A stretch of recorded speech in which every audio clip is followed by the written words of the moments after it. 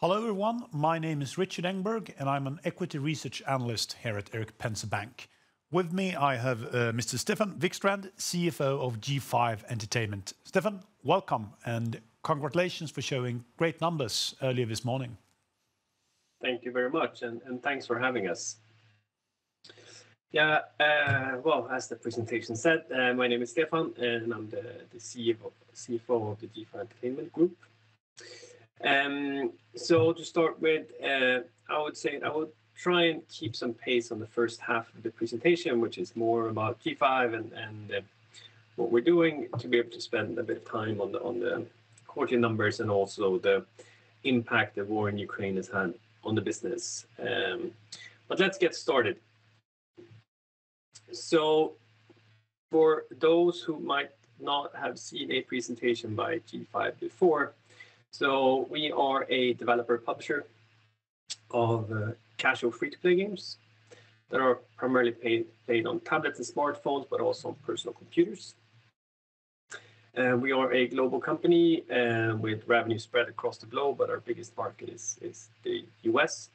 And we also have offices spread out. We now have 10 offices. I will come back to that given how fast we're expanding those at the moment. We have a strong history in creating very successful free-to-play games over the years, which you also can see on the revenue chart there. We have always been focused on a female audience of women over 35. So that is our core audience. And the company's been around we actually celebrated our 20th anniversary in the autumn of 2021. And so we've been around for more than 20 years and been listed in Sweden since 2006. I will start with a quick market overview.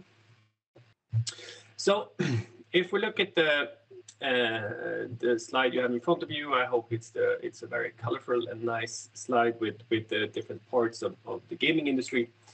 Well, you can see the red part there, which is the mobile gaming, which is the kind of primary area where we operate.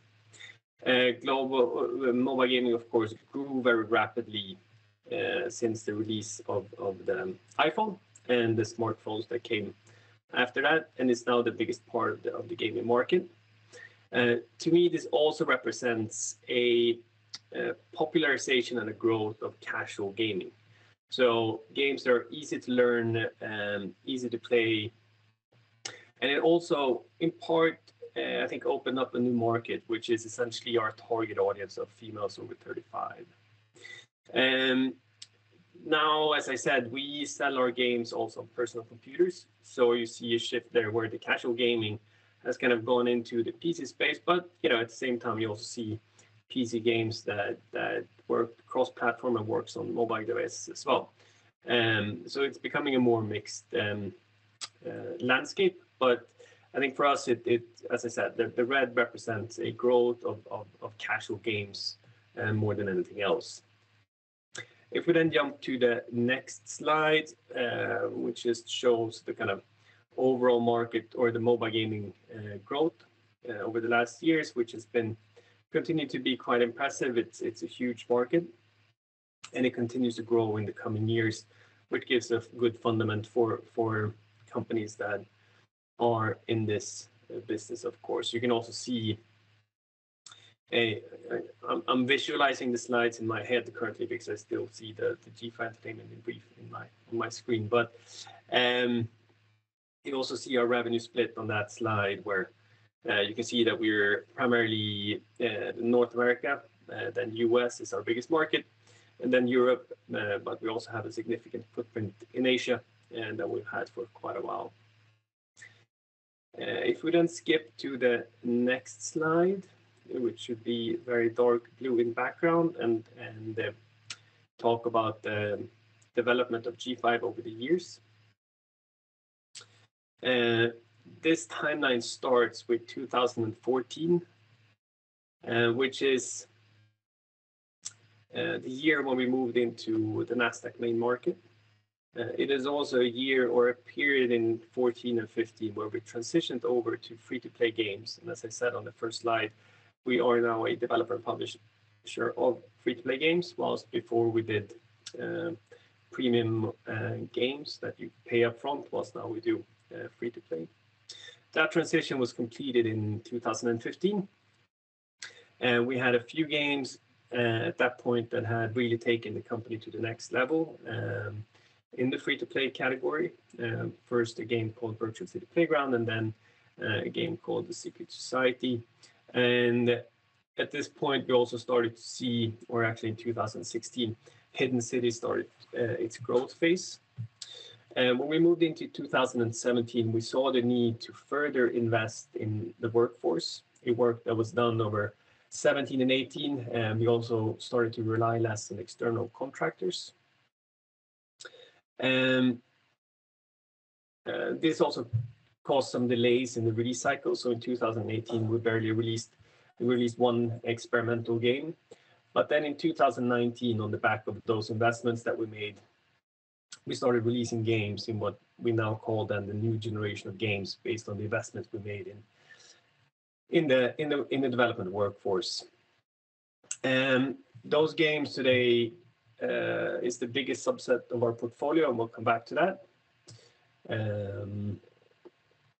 But we distinguish in the revenue reporting between, well, new generation, which is then these games that are released from Q2 in 19 and onwards, and then we have our own games, the own portfolio of games that we've had since before, and then also licensed games, where licensed games are games that we don't own ourselves, but we license them and publish them on behalf of the developer.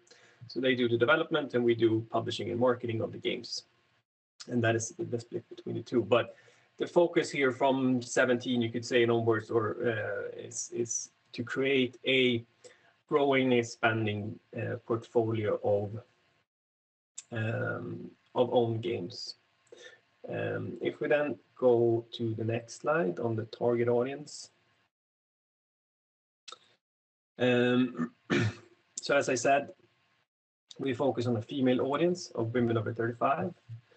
It is a very lucrative audience in terms of they are usually very good payers. They're usually quite loyal as well. So they play the games for a very long period of time. If we look at the categories of games that we use or that we have in the portfolio, our biggest category of games is hidden object games. On this slide, it's represented by Sherlock, if I remember correctly.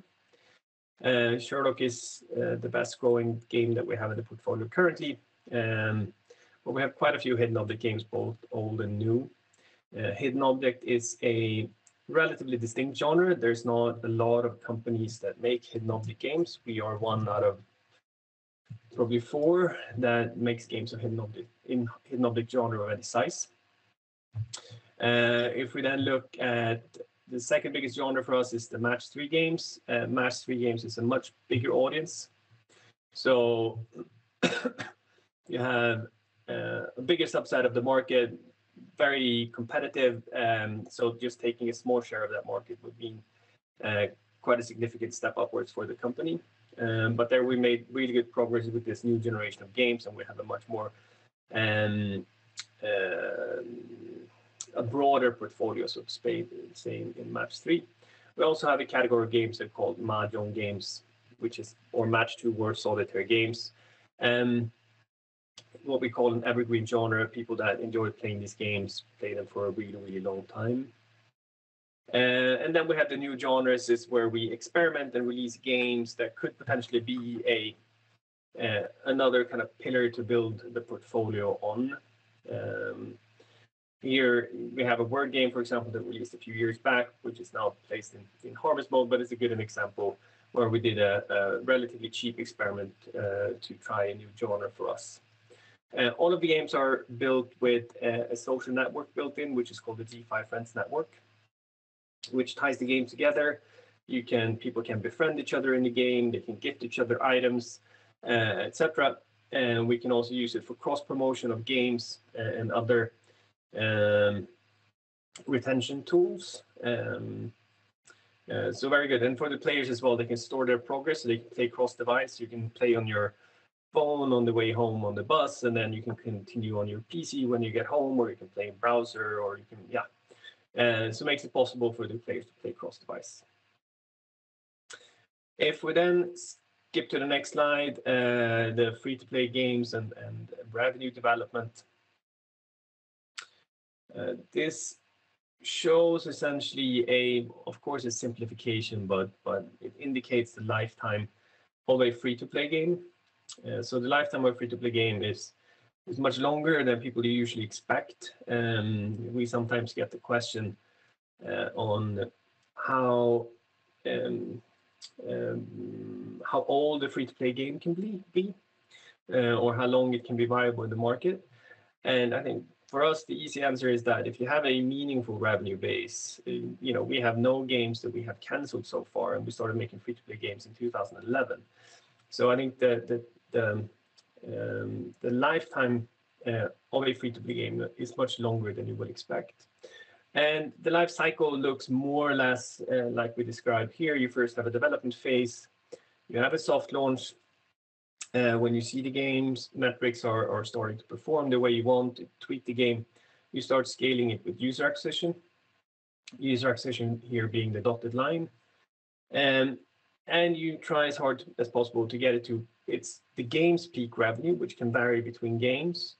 But the higher the peak revenue gets, well, the higher the mature and the long tail revenue gets as well. So you try to scale the game as high as you can. And then when you can't really grow the game anymore, you optimize the user acquisition. And you can see here that the area between the lines is growing bigger the further out in the timeline we get, which means that essentially the profitability for the game is better in the second half. So you get growth, and then you get profitability from the game. But that's essentially how it kind of looks. If we then move to the next slide of the portfolio approach.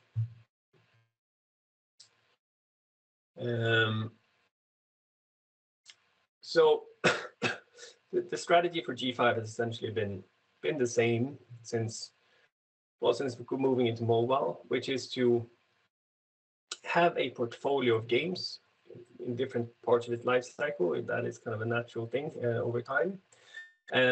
Where we release games into the market, we test them and see which ones really materialize. Some games will fail, and luckily for us, it's very few. Some will be moderate performers, and some will be the outliers, the growth stars that will really take the company to the next level. And we've had quite a few of those over the years. But still, the core in our kind of day-to-day operations is running a portfolio of mobile games and releasing new ones, doing the best we can with them, and then continue that kind of cycle.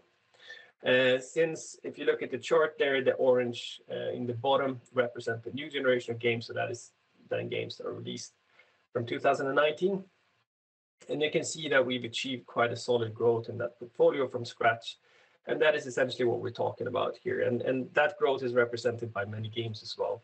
So we can grow the new generation of games, which is now the biggest subset of the portfolio, with a portfolio approach. And when we find a point of growth, we run with that. That could really kind of transform the company. Then we have the yellow here and the dark blue, which the yellow is our own games, but the older games, so released before 2019. And then we have the licensed games. The absolute majority here, apart from one game in the licensed category, are older titles, and you can see that the revenue is then shrinking a bit whilst the new generation of games are growing. If we then look a bit deeper into that new generation of games, so we skip to the next slide. It just further, the chart there just further emphasizes what I said, that the new generation of games coming from zero has grown to become a very significant part, or the biggest subset of our revenue, and is consistently growing. It's growing sequentially in Q1. It's also growing year over year with 19%. And this is sustained by multiple categories of games, so match 3 and hidden object, but also the mahjong titles. and multiple games in each genre as well. So now it represents 56% of revenue, which is of course very pleasing. We highlighted for the Q1 report our best growth game currently is a game called Sherlock, and that now represents 17% of our revenue. I don't think the year-over-year comparison, even though it looks impressive with over 200% growth, but it came from a lower base. The game was just released in the break between Q3 and Q4 in 2020. But still, it achieved 25% sequentially growth, which is really, really good, as it now becomes starting to become quite a sizable part of the portfolio. A part of this kind of that I didn't talk about in the timeline is also after we did these investments in the development workforce, as I said, 17, 18 into 19, started releasing games on the back of that. We've also started to invest quite heavily in the user acquisition efforts that we do, which is, you could say, direct marketing to attract new customers over the web. It's primarily through, well, in-app advertisement, but also social media, etc. So we've done a lot of investments there in the systems and tools that we use, frameworks built around those, and also in the staff that we have in those departments. And that is also a core pillar of being able to be efficient and productive and growing the revenue base in the mobile gaming. You've seen it's been like that for years, of course, but it's a constant investment to be competitive in the market. And we really took great leaps when we did these investments the last years. If we then move to the next slide, which I now will come into more recent event. I hope that slide would be the invasion of Ukraine. I still only have G5 Entertainment in brief on my screen here. I will assume that we've found the slide with the heading invasion of Ukraine.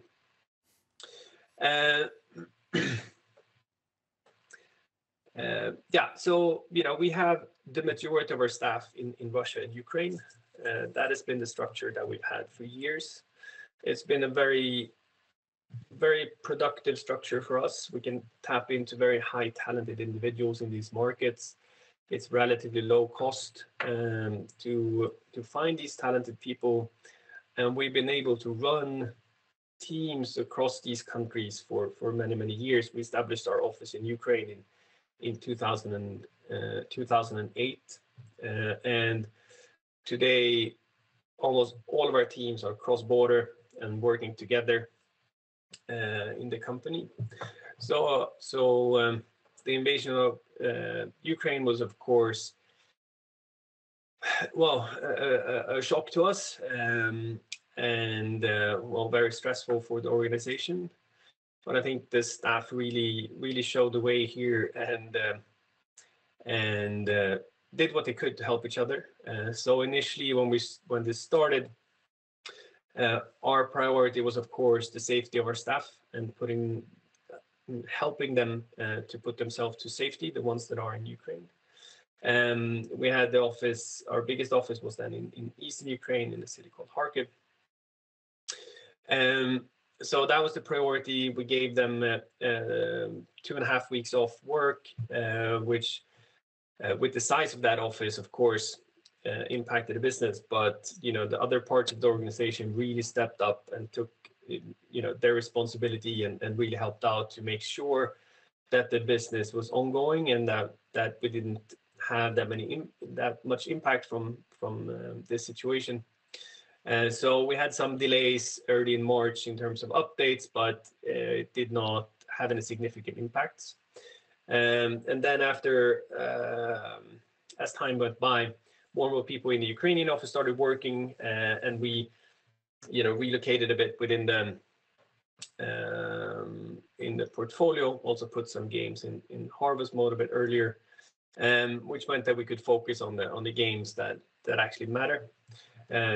So no significant updates to the games, and the pipeline for the coming year is also intact.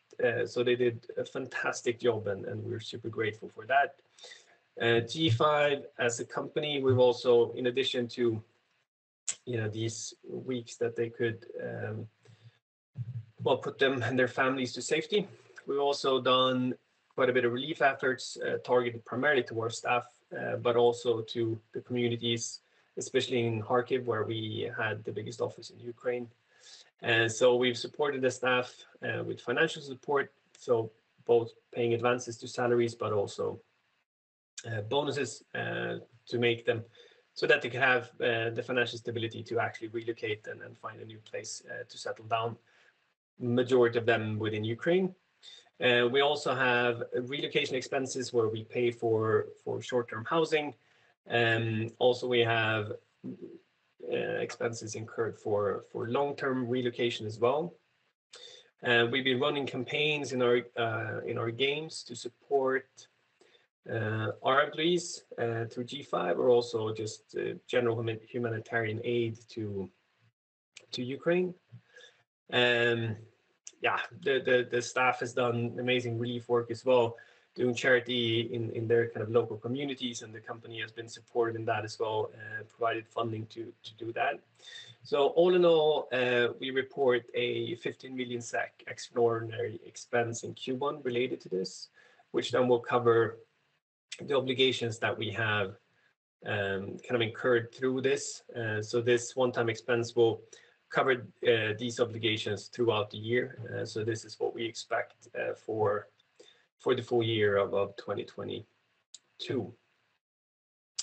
Apart from that, which is very targeted toward the Ukrainian side of the business, we've also stopped distributing our games in Russia and Belarus, or winding them down. I think almost all are phased out at this point, might be something left.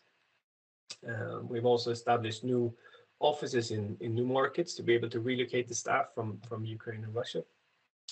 And we actively encourage Russian employees to move to these new entities, essentially. So, but all in all, I think it's been an amazing job by the employees, and now we're more or less back to pre-war levels when it comes to hours worked, and so very little disturbance to the business. People work where they are now situated. It could be within kind of internal displacement in Ukraine, or through active relocation in Russia, or people that have left Ukraine, etc. I think it was if COVID had something good with it, we were still primarily in work from home mode due to the pandemic, and that has of course helped as well to keep efficiency going whilst people have been moving around and during these quite disturbing times that unfortunately are ongoing.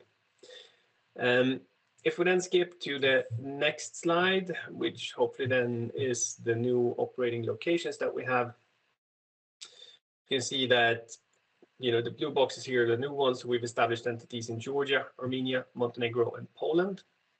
We're currently working on Bulgaria and Turkey, and then we have the white boxes that are then the kind of old office structure that we have. So this is where we focus currently, and relocating people to these offices, but more offices might come as well as we go in a further kind of expansion pack of G5. If we then jump to the financial summary, I will just say a few words given that we reported this morning. So we report a revenue growth of 2% year over year. If we measure this in USD terms, it was actually a decline of -8%, so a very positive FX effect there. But the -8% is more or less in line with the market for Q1 2022, according to numbers from Sensor Tower. So it seems to have been a bit of a softness in the market in the quarter. We have the older games that are shrinking, whilst the new generation of games are growing, which I pointed out earlier, with Sherlock being the kind of primary growth driver. If we look at the gross margin, we have a very positive development there. You can see that it has been expanding over time due to a better product mix. So we have more own games versus licensed games where we need to pay royalty. So we've seen a gradual expansion of the gross margin. Q3, Q4, we saw a jump upwards as Microsoft lowered their store commission from 30 to 12%. But now in Q1, we continue to see that expansion of the margin due to the continued growth of the own games versus the licensed games. And yeah, own games now 71% compared to 63% a year ago. And that then causes a better gross margin. If we adjust for these 50 million SEK in war-related costs, that has also impacted EBIT positively. So we report an EBIT margin of 20.5%, which is the best EBIT margin that we have had so far, and an earnings per share of roughly 7.5 SEK per share. So very good. We also have a very strong balance sheet. We have no debt, very positive cash flow. So strong balance sheet as well. If we then, to wrap up, jump into the outlook for 2022. I think the most important message, which is a part of the report that we issued this morning, is that we will, from having had a very stable UA spend the last 2 years in the range of 17 to 22% of revenue, we will in Q2 increase the UA spend. It will start from May. It will continue May, June, and into July. So it will impact Q3 a bit as well. So we'll increase user acquisition temporarily to boost some of the games that we have that are the kind of best performing games in the portfolio. You see Sherlock there and its revenue development. So I think it's a safe guess that Sherlock is going to be a core of that boost. So in Q2, we expect to increase the range from the 20% that we had now in Q1 in user acquisition to revenue. Then in Q2, we will have 35% user acquisition to revenue. And that will then also follow into Q3 a bit. The goal of this is obvious, spending more on marketing to kind of drive the top line forward. And then if we kind of revert back to that life cycle chart that I showed you, we have games that are in this growth mode. We want to fuel that growth the best we can and lift the revenue for the group to a new level where, well, both achieving the growth, but also due to the leverage of the business that we can increase the margin potential going forward. Also, given that we're boosting own games in the portfolio, gross margin will further improve as they take a larger share of revenue. So we have a gross margin improvement and a better EBIT margin potential of the business as revenue is growing due to the leverage of the business. And so the boost will start in Q2, and then with the delay, well, firstly, the user acquisition is ongoing through May and June, and then we get new users in and they convert. So we will not see a massive impact on the top line in Q2 likely, but then that materializes over time and takes the company to a new level. And we don't have any delays, as I said before. So we continue to say that we will release 6 games this year. We've released 1 already. So we have 5 more games in the pipeline for the year and that are on plan. And I think just to wrap up my very exact 30-minute time slot here, I think, we all just wanted to kind of give a big shout out to the staff that has been amazing during these very hard times. We're not out of it just yet, but we're certainly, they've helped us doing their business and keeping the productivity of the company going and keeping the games going, and the company will continue to support them the best way we can as well. So hopefully we've seen the worst in part of impact for G5, despite the fact that the kind of situation is ongoing and unfortunately might be for quite a while longer. And I think that was it from me. So let's jump into the Q&A. Thank you so much, Stefan. And my first question is, can you please describe the revenue dynamics within your games? What triggers you to make in-game purchases? Is it to level up faster? Is it to gain a competitive advantage? Or what's the main driver? Well, I think it's, it's probably more towards the leveling up than it is competitive. Our games are not very competitive in that sense. It's more collaborative, I would say, if anything. But I think for a large part of the audience, they think it is a more enjoyable experience. Of course, playing games should be challenging, and solving the puzzles in the games are challenging, and you can get stuck for various reasons, or you might have something, you might look for an object that you really can't find. And instead of getting stuck, you can get these boosts in the game or to help you get ahead, and it just becomes a more enjoyable gaming experience for a lot of our players. Also, you have an effect of just playtime. If you play effectively, in the end, you will need to wait for an energy bar to replenish. Whilst if you fill it up, it will cost you some, for example, crystals in a game. So it's either playing time or energy in the game, or it is this kind of getting some sort of ongoing progression that makes the gameplay a bit more enjoyable for some. Okay, great. And we have had a couple of other mobile game developers here. And earlier today, we discussed advertising within mobile gamings. And can you please describe how you see this revenue and how you might develop it? Yes, that was a very good question. I forgot to cover that in the presentation. So we currently have very, very little.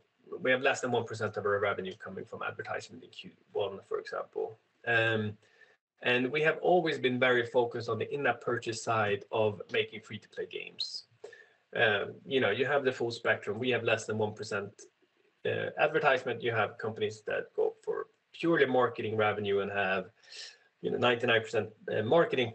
But it's not uncommon to see companies with the same type of kind of casual gaming experience that we have, that are targeted towards in-app purchase, but still have 15 to 20% of revenue coming from advertisement. So for us, it certainly is an area for improvement where we can get a bit more revenue out of it. At the same time, we don't want to disturb the quite strong in-game metrics that we have. We have an average spend per paying user of over $60 per month, which is very strong. They can work quite well. And so, it is, for us, it's a balance coming from a very strict kind of in-app purchase focus and trying to get advertisement in. We take it very cautiously and make sure that we do it in a way that it doesn't disturb the parts that already work. But we certainly want to see that continue growing. It is growing currently, even though Q1 was a bit of a setback. But we want to see that share growing. But I don't think we are aiming for, let's say, 15 to 20% that some peers have. We're rather primarily aiming for 3 to 5% in some sort of reasonable time frame, and then we'll see. But we're not stressing it. I think as I said, in-app purchase is the core of what we do, and that's what the games are built for. Okay, yeah, and I guess that, for example, reward videos would decrease in-app game purchases. So I guess it's a trade-off then. There is some sort of trade-off, and it's also making advertisements for other games is the best paying advertisements usually, and we tend not to like selling our audience to another gaming company, so that also puts some hindrance on it. And so there's multiple things to play around with here, but I think we're at least moving in the right direction, so hopefully it will continue to expand over time. Okay, good. And recently there have been some changes in the ecosystem. How has this affected your user acquisition campaigns? Well, luckily we have a very large part of our revenue coming from the Microsoft Store, in addition to Apple and Google. That has been a part of our revenue mix in terms of platform mix for quite a while. That has allowed us to kind of further, well, we can move UA budgets a bit between platforms and having a bit more platforms to work with than others. We also have our own G5 store where we also invest in user acquisition. But of course, IDFA impacted us, even though we really prepared for it, but still it was a change in the market. And social media for iOS became much harder to work with. Those things are changing a bit as well with the changes of algorithms from the partners. So all in all, I would say that we managed to get through it quite well. We have multiple channels that we can work with. So iOS, it wasn't like iOS collapsed for us, but it was a bit trickier to achieve growth in certain areas for sure. But I think we came through it quite well, and it seems like tools are coming to kind of improve the situation going forward. And but if I take Sherlock for example, I know Sherlock grew on iOS month to month every month last year, so it hasn't been impossible to grow despite these IDFA changes. Good. And you say that you will increase user acquisition going forward. And what is the dynamic when you choose to invest in user acquisition? Do you have a certain payback period or work against certain hurdle rates, such as return on investments? Yeah, for sure. We certainly do that. But it's in this instance, it is about taking advantage of growth opportunities that we see, where we have games that perform really well, where we have been able to grow them very stably for quite a period of time. Sherlock being one, as you can see on the charts. And then taking advantage of having a good game that is growing in the market. Currently, it might be so that it's 2 years time it might look different. So it is about kind of seizing the market when there's opportunity. And in that calculus, of course, they look at payback periods. They look at all kinds of different data and metrics and comparing strict user acquisition payback. If you add on the organic traffic that you generate. There's tons of things going into this, but that is also a part of the day-to-day operations with user acquisition. I think, as I said, the difference here why we want to do this boost is taking advantage of a growth opportunity that we see in the market with the portfolio that we have currently. Okay, great. And my last question is, well, if you look at historically, and you saw that COVID gave a huge boost in, for example, daily active users. Would you say now with your Q1 numbers that you're back on a more normal track, and would say that those numbers that came with COVID are in history, that you move forwards in a more normalized pace? To be honest, Q2 2020 was heavily impacted by COVID, but we saw some spillover effects in Q3 2020. We've seen some anomalies, kind of short-term anomalies. One being in Q4 this year, for example, Christmas was quite weak for us, where Christmas usually is really strong, which we attributed to kind of being the first Christmas people were vaccinated, they met their friends and family, etc., being the kind of core impact on that year's Christmas season. But in large parts from Q3 20 and onwards, we haven't seen massive effects. Some periods it's been less than I expected. Q4 2020, for example, you had the second wave of lockdowns, you had Christmas coming, etc. I kind of anticipated that we would see a COVID boost there. We didn't see that much effect. So I think there is a factor here as well, where different genres or games focusing on different audiences have been impacted differently. My personal guess is that you probably have a younger audience, probably a younger male audience that have been homeschooled or school has been done from the home. Yeah, that's an audience where you likely have seen kind of more profound long-term effect than we have seen with our target audience of women over 35. But I'm just guessing a bit, but that would be my guess. But if you look at, so we haven't seen that much effect kind of ongoingly apart from that kind of first jump in Q2 2020. So yeah, I would say yes, you're right. We are back to normal. Okay, thank you, Stefan. Thank you for took your time to come here and present at Erik Penser Bank, and thank you all for listening. Thank you very much. Thank you.